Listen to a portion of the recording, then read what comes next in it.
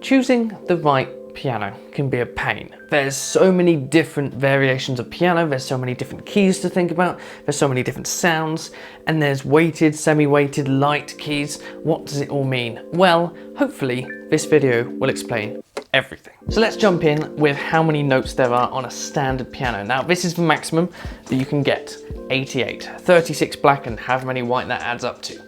And you will never see anything larger, you don't need anything larger, and some might say you don't really need all of them to begin with. So what you can get are keyboards like these, a 49 key keyboard. Now, you're a little bit limited, it doesn't go very high, it doesn't go very low, but often you can change the octaves and you can choose where to play it.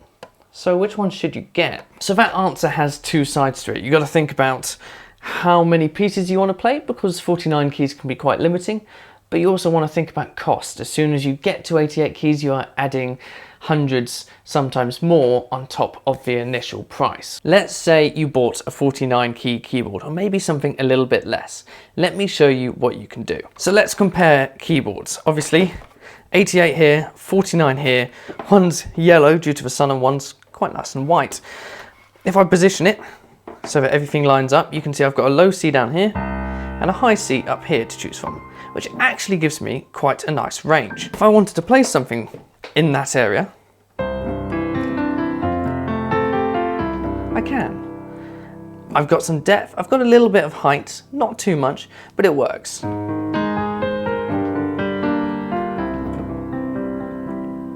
So if you want to keep costs down, 49 keys are the way to go. But just remember, some pieces of music will expand and go beyond that range. So if you're a beginner, good start.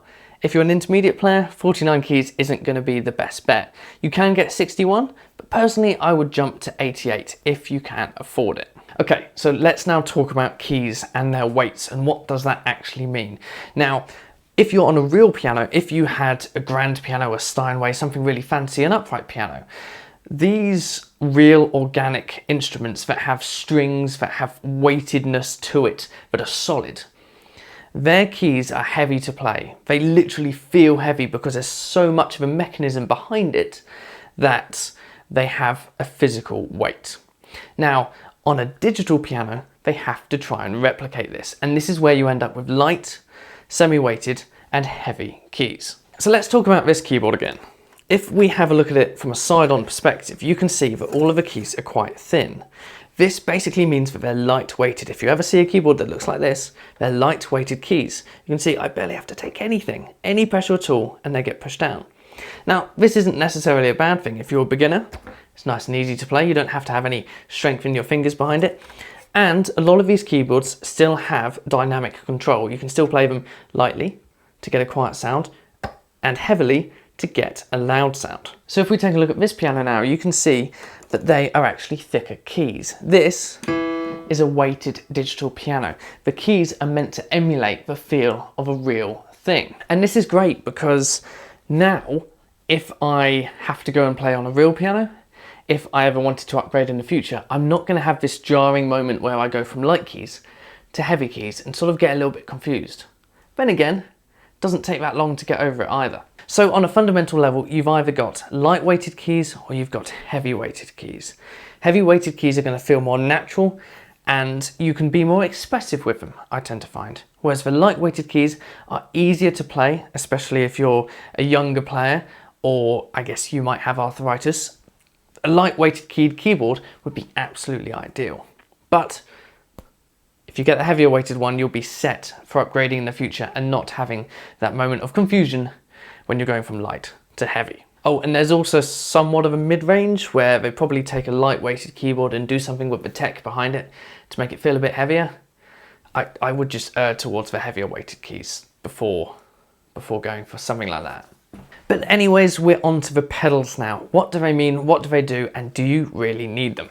So my piano has one pedal and it's got one pedal input. It's just a cheap digital piano in the grand scheme of things. And it does have weighted keys, which is great, but it only has one pedal. Real pianos very often have three. You can get digital pianos that also have three. And the amount of times I've ever seen a piece of music that required me to use a different pedal is currently 0. Maybe that means that I'm not playing enough pieces of music, but there's a reason why this piano only has one input. It's because the sustain pedal, which is this one here, is the only one you need. This one probably cost me about £12–15. You can get a heavier weighted one as well that feels like the real thing, probably going to cost you about £25. So there it is again, you've got this comparison between heavyweight and lightweight, whether you want it to feel like the real thing or you just don't mind because it still sounds like a piano, therefore it's fine. I personally do a mix. You can tell that I used a little cheap sustain pedal and I prefer it. It's easier on my foot, it's very relaxed. I know how to use the real thing, but if you're going in for exams, I would suggest not only you go for a heavy weighted piano, but you also go for a heavy weighted pedal. Make it all feel like the real thing. And I should probably mention those two other pedals that we had. They can do various things. You have a pedal which, when you press a note down and push the pedal down, it'll sustain that note, but not any other note you play after that. And then you've got another pedal which makes the keys sound quieter, and that can sound quite nice as well. But like I said, the only other pedal marking I've ever seen is the sustain one, the one that just holds all the notes down for you. So just look for one pedal, really. One pedal is fine. So let's have a quick chat about sounds. Now, if you get a piano, pretty much every piano you get nowadays has a good enough basic sound. That sound of a piano. And I say that because you can get other sounds with it. You can get harpsichord sound, you can get, what have I got? Electric piano sound, you get strings, vibraphone, all these things which at the end of the day are a little bit of a gimmick. If you're into synthesizers and you want electronic sounds, then maybe fantastic. Maybe you want to get the piano or the keyboard that has 2,000 sounds that you can sort of go through, and that can be great. Having multiple sounds can really inspire you to practice. And if you're playing a classical piece of music, it's always a little bit fun to hear what it would sound like as if it was played in the 80s on a synthesizer. But how much does it really help? Meh. I don't use the sounds on my piano.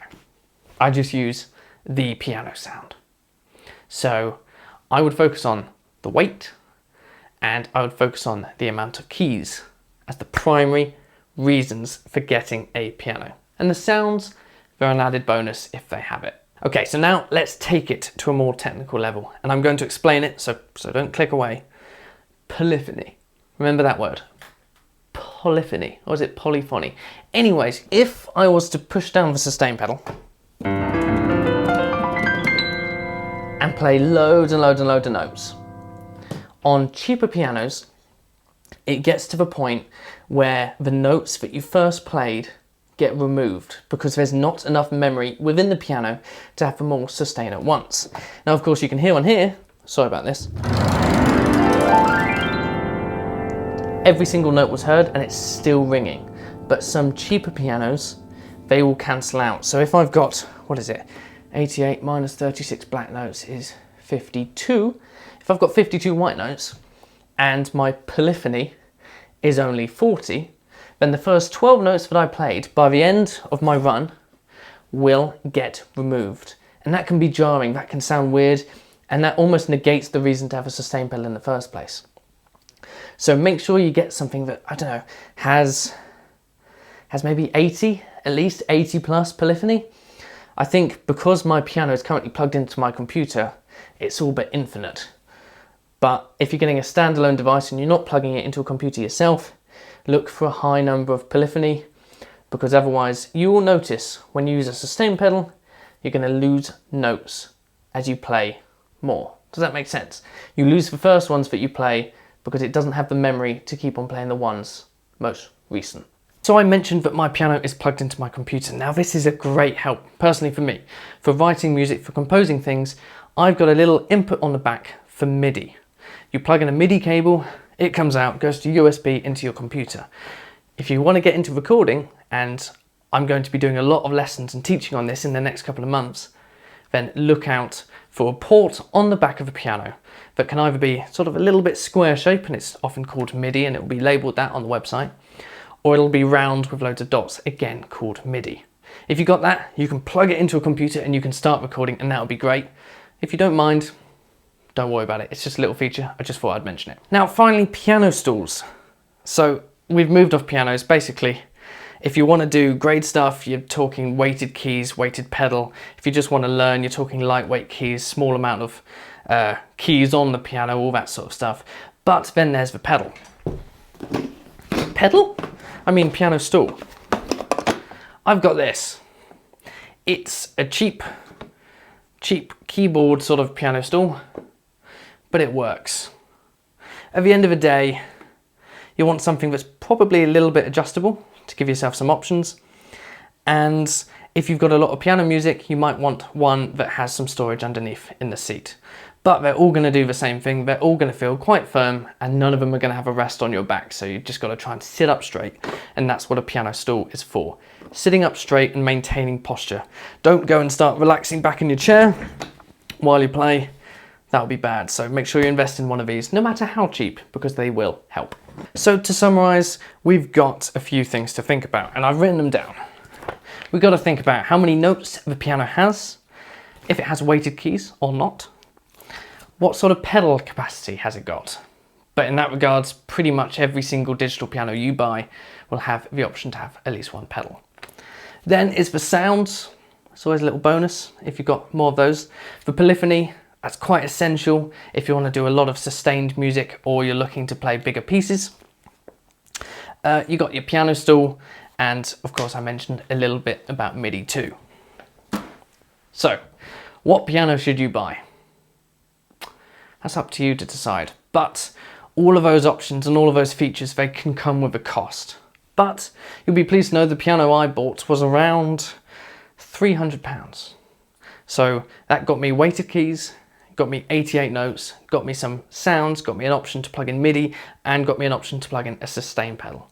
It's probably the cheapest sort of area that you can get these things. But I've done a little bit of research, and what I've done is I've created a website and a web page specifically for these instruments. So if you want to check it out, all you have to do is go to my website, robharveymusic.com, or go to the link in my description, and go to the tab on the right that says Piano Essentials. There, I've put in 3 pianos from a beginner to an intermediate to an expert, all digital, none of them acoustic. So you're sort of talking low price range, medium price range, and a high price range.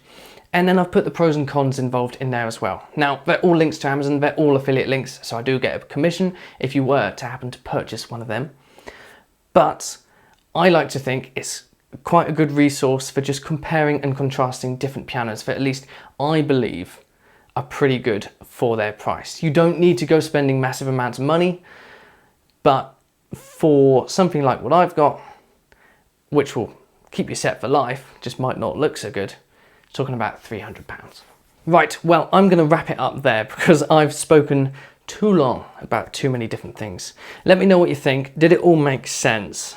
If you've got any questions in particular about anything that I've mentioned, just please put a comment in the description below. And if you liked what I had to say, don't forget to like this video, dislike it if you thought it was rubbish, but comment below what you thought was wrong about it. I'd love to know. But in any case, subscribe. So have a good one, stay motivated, keep practicing, buy a piano, go to my website to buy the piano, etc, etc. Join my music school where you can find some pirate music for free, and I will see you tomorrow for another video. Have a good one.